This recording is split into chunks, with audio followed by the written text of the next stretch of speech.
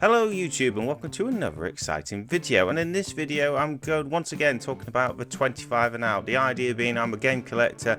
I like to collect games for retro systems, but instead of just collecting them all and getting too many stuff you probably don't want, I've written a list of 25 for each console that I really want. If they're the only ones I could get, that's what I'm going to get. So I've got my top 25 list, and in this list we're looking at the Super Nintendo. Yes, the Super Nintendo, that was the arch rival of the Sega Mega Drive that I love very dearly, but I love both of them. I love all 90s consoles, and the rivalry that you had between the Super Nintendo and the Mega Drive back in the day in the 90s was huge, and I don't think you really had the rivalry since. I know everyone's on about PlayStation and Xbox, but no, it was the original big one, wasn't it? That Sega versus Nintendo in the 90s, and it was huge. So grab yourself a brew as I bring some retro gaming to you, as Slotted in There presents 25 and out for the Super Nintendo.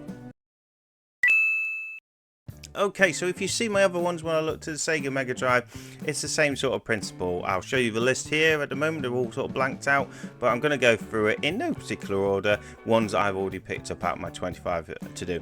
I haven't really been collecting as heavily for the Super Nintendo as I have, say, for the Mega Drive and the PlayStation, which I'll show you in future videos. So I'm going to show you about 9. That's quite a lot, but I'm going to do it all in one video, so it's a long one. So I hope you grab yourself a brew or a drink, because it might be a longish video. We'll see how long I ramble on for. So let's get into it.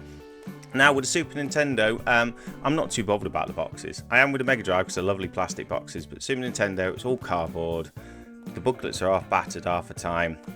And to buy it second hand, a game you could just get on the cartridge for like 10 to 12 pounds. It's like 50-60 quid in the box, and it's battered box, battered booklet. I'm just not bothered as a game collector, so it's carts only. But what I probably will do, and I'll show you for the first game, is you can get a replacement boxes. They're about £10 with lovely artwork and everything, but look a lot nicer on your shelf and everything. And here's an example for the first game that I've got, which is, if I can show you, Buster Bust Loose. If you can see it. But it's a lovely box. It keeps blurring out my lovely background. Anyway, it's a lovely box, and that's what I'll sort of be doing. So, Buster Bust Loose. Well, the Tiny Toons was a great cartoon. Obviously, I'm an adult now, so I don't like it, but it was a great cartoon back in the 90s. And all the games are really good. There's a couple on the Mega Drive, but this one's really cool. It's done by Konami, which is really cool as well, because the other companies usually do them. I don't think it's Konami on the Mega Drive, but I digress. Anyway, it's a really cool game. It's a lovely little platform. It flows really well. It's got that wackiness Tiny Toon Adventures. The music's really cool. It's just a lovely little platformer. It's got quite a lot of challenge in it for what you think is a kid's game. So you're going back to those sort of like, it's not a Disney game, but you know those 90s Disney games that were quite hard. And it's sort of like that. I mean, it's not too challenging because I'm rubbish at those sort of games. But it's a nice little plot. It's got challenge enough. You will die a few times and you will have to go back to it. But yeah, it's a lovely little game that when I first played, I really enjoyed. And like I say, I've got it on the Mega Drive as well, and I've really enjoyed the ones on there. So I had to get it on Super Nintendo, and as soon as I started playing these ones back in the day, it was great. So I had to get it back in the collection. But yeah, they're all well worth getting. They've got some on the NES, you've got some on the Game Boy. The ones on the Mega Drive are great. I've sampled a few of them, but yeah, Super Nintendo one, Buster Bust Loose, is a cracking game for you to get in your collection if you want to have a try of it. Right, next game, we're moving on to a film franchise. And we all know about sort of film franchise games. They're pretty rubbish, aren't they, sometimes? I'm not going to lie. It's not the best game, but it's one I came across back in the day, and I did really enjoy it. And it's a nice sort of film series, or the first 3 are anyway. And it is Lethal Weapon. And as you can see from the picture, if you've even seen the Lethal Weapon sort of films, it came out about the time of the third film, and that's what sort of image is of. And to be fair, once I've played it again now, it's not the best game ever. It really isn't. It's quite hard, quite tricky. The jumping mechanics are pretty poor. I'm really selling it. Why have I got it in my collection? But it's just one of them. It's definitely a nostalgia thing, because I did have it back in the day. And when you only get those games that you have to work at and play it a lot, because they're the only games you get for a while. I played a lot of too, and I remember I did enjoy it, and I got quite far into it back in the day, so I'm like, I do need to get it back in the collection. It's one I wanted to get back in, and I've only had a little play since I've got it back in, and it's not been the best play. So I do need to go back to it and give it a good go. But yeah, I remembered it. It started to come back going, oh, it was hard. It was a bit annoying in places. But I think if you persevere, it'll do well. So I'll probably hopefully do a Let's Play or something on that in the future to show you, other than the footage that's probably on screen now. But yeah, I mean, as a movie tie-in, it's not that bad. I've seen worse ones.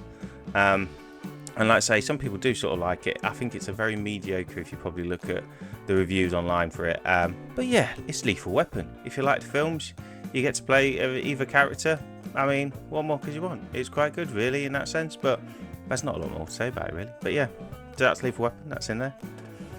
Next one, I'm going to stay with a film franchise. But this one I can talk a little bit more about. Because when it first came out, it's for one of those films that was supposed to be really cool graphically and everything back in the day.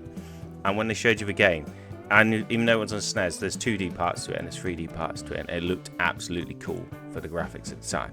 And if you've not guessed what it is already, it is the Lawn Mower Man. Yep. Now I'm sure there's quite a lot of people going out there, that's an awful game. And probably from some footage when you see it now, it sort of has that variation though. You have a sort of start with a 2D platformer where you go along shooting people, which seems to have no relation to the film at all. But you know, these are what movie tie-ins were before. Just a little platforming section where you shoot people. It's not too great, but it's when you get to the alternate levels, like in level 2 in this example, and they're all 3D. It's like you're seeing what the Lawn Mower Man was seeing in the film, or the virtual sort of reality stuff. And that's pretty cool because it's like you're in 3D, flying along and all that lot. I mean, it doesn't look that great now, but if you can imagine back in the 90s when that came out on your Super Nintendo, because we hadn't got to obviously the 3D sort of systems by this point, you're like, this is really cool and really amazing. So yeah, it was really cool, and those levels are pretty tricky. They literally move left and right and avoid obstacles from what I remember and see of them at the moment. And like I say, 2D platform things, well, it's just an excuse for a movie license, isn't it? But at least they tried with the 3D levels. That's pretty cool. If you had a whole game just of them avoiding things, it'd get a bit boring probably just avoiding stuff all the time. So you need the other ones to give it a bit of variation, and that's probably what they found. But yeah, again, it's not a classic game. You're like, why have you got that in the collection? But that's because at the time it was cool. And I think I ended up picking a copy of it up fairly cheap because it probably someone else had gone, this is rubbish. But I really enjoyed it and spent a lot of time into it at the time. So it's worth one checking out. And like I say, if you look from the 3D sort of sections, it's pretty cool in that sort of sense. If you can imagine back in the day. If you're looking at it now, you're probably like, that's rubbish. But hey, I enjoyed it. Now the next one's a classic. Bona fide classic. No disputing it. And it is Starwing. Yes, or Star Fox, if you're anywhere else, if you're in America, isn't it? I think you're Starwing still in Europe. I don't know. Starwing over here, it's absolutely amazing. It's shown, it had the FX chip in it, then the carts, it was sort of 3D. People look at it now and go, that's rubbish, looking at the sort of polygon shape of a ship, you know, it's just block it. But I still play it going, this is absolutely awesome. It plays amazing. And yes, the robots and the characters and it all looks pretty rubbish, you know, what you're flying between, big objects. But it just flows amazing. It's just a great game to go back to and play. It really is. And obviously you've got the little characters coming up and talking to you, your buddies, that if you shoot them, obviously they can be out. If they get shot down, you've got to protect them, or you can shoot them and they get cross with you and bring up these little messages. All harmless messages, obviously, because it's a sort of family game, but it's quite funny when you annoy them, or a captor. Is it the frog that always gets in your way? You're like, get out of the way, frog, I'm trying to shoot here. But yeah, but it's a great game. I loved it back in the day, played it loads, played it to death, and I haven't played lots again in my collection because I never have time. But I played a bit of it now. It's one of them games I can throw on and play for a good, even if it's just 20 minutes, 15 minutes. You know, just have a play, a few levels. You're like, this is cool. I really enjoy this, and it's quite relaxing. So for that reason, that's why I had to get it back into my collection. It's a pretty cheap game to get now because you can obviously get it on Switch online if you want to try it. If you're looking to get a SNES Mini, it's on those sort of things, compilations there. So I think you can pick it up for about £5, £5 to £8. Some of second hand, depending on when you get it from. So it's a pretty cheap one if you're collecting for Super Nintendo to get, and it's awesome. It's awesome. It's a classic to have in there just for the FX chip, because it was one of the first sort of ones to really utilise it and was popular at the time. So yeah, it's an awesome game to have. Next game, it's another movie tie-in. Oh, you like one of these? But this is a cracking movie tie-in. Cracking. It actually sort of follows the plot of the film as well as you go along the levels, the stages that you do, and it's absolutely brilliant. This is the mighty Batman Returns. Now, if you've never played this one, if you played it on the Mega Drive, you go, it's just a sort of bog standard platform. It hadn't advanced really from the first Batman game on the second one on the Mega Drive, Batman Returns. But this one, unfortunately, on Super Nintendo, well, fortunately, was made by Konami again. And it's amazing. It's a lovely little beat 'em up. If you like your final fights, obviously your Streets of Rage 2, which I adore, you know, it's one of those games. And you're Batman. You're Batman, for goodness sake. So you're going around beating people up in that sense. It's cool. You got your little end of stage bosses and everything, and you just go left to right, beating the living what's out of people as Batman. I mean, what more could you want when you were a kid anyway, back in the day in the 90s, but you still want it now. You're Batman, for goodness sakes. And it's just a repetitive, you know, had a hard day, any of these sort of beating ups, you had a hard day at work, just whack it on, beat the living what's out of the characters, take it all out of them. You can have a nice little play. Again, another 15-20 minutes. If you've got the time, it's probably complete in an hour if you're very good at it. But yeah, it's a lovely game. The music's amazing. Like I say, the combat's great. And it does actually follow the film. From what I recall back in the day, the stages follow it really well. Obviously, it starts out in the opening scene of Batman Returns. And yeah, it's absolutely cool as it plays along. So it's a really good one as a movie tie-in. And it's a lot better than the Mega Drive version. So if you played on the Mega Drive going, oh, it's not that great, it's a completely different game. Because this is what they did between two systems. Different developers made them so they were sort of totally different games sometimes for it. So, and this is one of those examples. So definitely play it on the Super Nintendo. It's getting a bit more pricey now. Even on cartridge, I think it was about £20, that sort of price mark. Just cartridge only. But yeah, definitely get this in your collection if you're collecting Super Nintendo. It's a banger. So the next game is a racing game, but it's a different sort of racing game on the Super Nintendo, and it's one my friend got, and I'd never heard of it. I think it was one of those birthday games, and we were on the way back from school, because I'd gone to his house after school, and, you know, his parents had gone and got him this game for his birthday, and it obviously gives, you know, when you give that list of, can you get 3 or 4, one of them if they're not there, and I think we've been talking about something else all day. So they're like, oh, did you get the game? Did you get this one? And it wasn't his first choice, it was another one. And the parents were clearly like, no, we got your first choice, which you wanted. So you're like, So that probably made him feel really good. But actually, it's a really good game. It's a really banger game when you hadn't heard it. And I hadn't heard of it. It's Uni Rally. I believe it's called something else in America, but I can't remember off the top of my head. Is it Uni Racer? Uni Racer, I want to say. So yeah, so you're basically a unicycle and you're racing through the game, and it doesn't sound very exciting, but you do lots of flips and different tricks to go quicker and the different courses. And yeah, I played with my mate and it was actually really good. I really liked it and really enjoyed it, and it was quite cool to play one against each other. Once you figured out how to do all the tricks, because one was obviously always better than the other. But yeah, and you could get really close races then. And it was one of them, you mess up a trick, then you go back further. So the dynamics and the mechanics of the game were really cool for playing against each other. And obviously it was pretty cool just for playing against a computer for fun little tracks and everything. So it's a little sort of race, and you get different cups which have different tracks in it. So a bit like Mario Kart in that sense. There's about 4 different cups I think there are, and they all have different tracks in it with different sort of computer generated people you've got to beat. Or unicycles, because they're not people. But there you go. Yeah, it's a really cool little game, and like I say, very colourful. The music's really cool and very fast paced, especially when you start doing tricks. It goes quicker and quicker, the levels going around the track, as you would expect. So yeah, it's one people probably don't think about. It's quite, obviously didn't sell very well at the time, so it is a bit more pricey. I still think it's about £20 sort of unboxed sort of thing, and a lot more boxed as you'd expect and everything, so not too pricey in the grand scheme of things. But yeah, it's again one of them that, you know, if you've not seen before and you like the footage I'm showing on the screen, you know, worth tracking down and having a little go at. Yeah, definitely. Next game, classic. We don't need to talk about it too much. Just needs to get back into collection because I got it lovely in box one at a time, and I was ultra violent because it's Mortal Kombat. Mortal Kombat. Yeah, Mortal Kombat. Anyway, absolutely brilliant. I mean, everyone in the 90s needed Mortal Kombat, a kid, didn't you? Because like the blood, the violence, and the gore. Although I think Nintendo actually turned off the blood. I think there's a code to turn it on, but I think the blood's actually turned off as default in that one. But yeah, it was just great, wasn't it? And it's just one of those classic beat 'em ups of the time, like your Street Fighters, or your Killer Instincts, you know, sort of big ones of the 90s. Mortal Kombat was huge, wasn't it? And had all that controversy at the time of, you know, what someone think about the children, all the violence and the blood and gore. Yeah, so you needed it. All kids needed it. And of course I needed it. But yeah, all my mates had it and everything.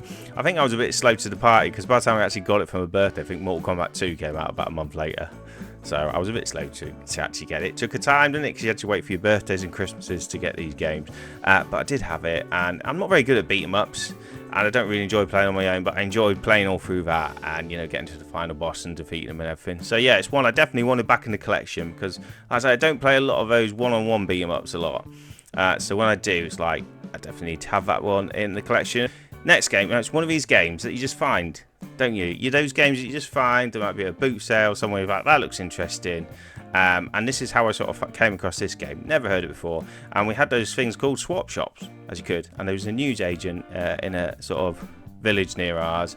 And I thought, oh great, once you paid it, you just paid them a couple of quid. You could swap your game, bring a game in, swap it for something on the shelf, which was great. And so I had a game, and obviously I swapped it in. I think it was Rise of the Robots, actually. I wonder why I swapped that in. But I swapped it in, and I picked up this one, which was called Cybernator. And again, yeah, it's just amazing.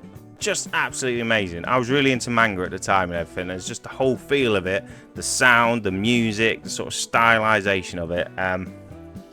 Just really cool. Like I say, I think I was into Ghost in the Shell. I'd watched a lot of that at the time, sort of like those robotic sort of things, or Patlabor, all those sort of mangas. So yeah, to play something like this when you're a big mech, big robot going along, huge guns, blowing stuff up, it's absolutely awesome. I don't think I ever completed it. I think I might have got to level 4. I think there's only probably 5 levels, but it's one of them that got really rock hard as you got on. But yeah, I'm going to try again because I loved it. I've whacked it in again to capture a bit of footage for this. Absolutely brilliant. I bought it when it was on the Nintendo store, when it was on the Wii. Played a bit of it then, and of course you can't access it now, Nintendo. But yeah, it's great. I absolutely love this game. Again, it's probably about 20 quid I think to buy just on the cart on its own, because it's one of them that obviously didn't sell very well or didn't do as much as the bigger games like your Star Foxes. So it's a bit more pricey, but it's just great. If you love a little platform, you want to be a giant robot and shoot stuff, or more because you want. There's a variation in levels because you're flying around as a big robot in space shooting rocks, and you can land on rocks and walk along and shoot stuff, and you can fly off into space again and shoot stuff. It's great, especially for it looked awesome on the Super Nintendo for a 16-bit machine. Again, you were getting to that stage of this is looking awesome for this console, you know, what you could do on it, because I think it must have been getting towards the end of the life cycle of that Super Nintendo, so they could really start to push the hardware and what they were doing with games. So yeah, it looked absolutely awesome. So yeah, check this one out if you want. Again, like I say, a bit more pricey, but well worth the money. And finally, to end my ramblings, it's the final game. And actually, I only recently found out it's a sort of remake of a NES game, but I ended up with it on the Super Nintendo. One of them I got for my birthday because my sister kindly bought me this one. It's because it was sort of reduced at the time. Wonder why, but it was reduced because it's rock hard. Because it's Battletoads in Battle Maniacs, and it's basically, yeah, just a reskin or updated version of a NES version I found out recently, and it's just rock hard. It's just hard. It gets a bit boring, the repetitive beating. You know, I think you've only got a couple of moves, a kick or a punch. But yeah, I did really enjoy it. And I did get really far into it. And there's that sort of speeder level. I haven't played it that much, so I haven't captured any of that footage. But there's a speeder level. It says it was really hard and you bashed into.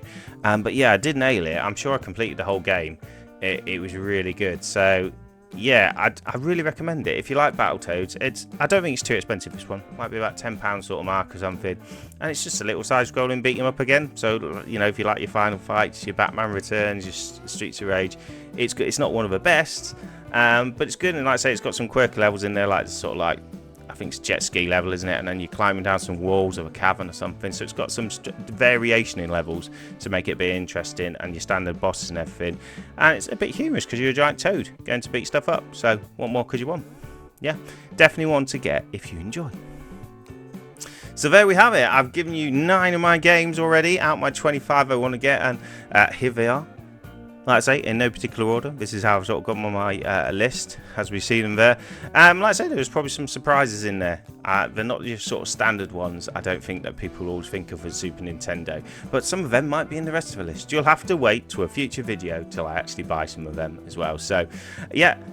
Give us a like, subscribe if you like this sort of content, and make sure you write down in the comments, did you like some of these games? Did you play some of them? Do you think they're really good, or do you think they're really rubbish? Yep, just tell us, because the interaction between you and me is what makes YouTube very special.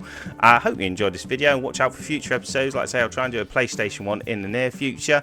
But until then, thanks for watching. Bye.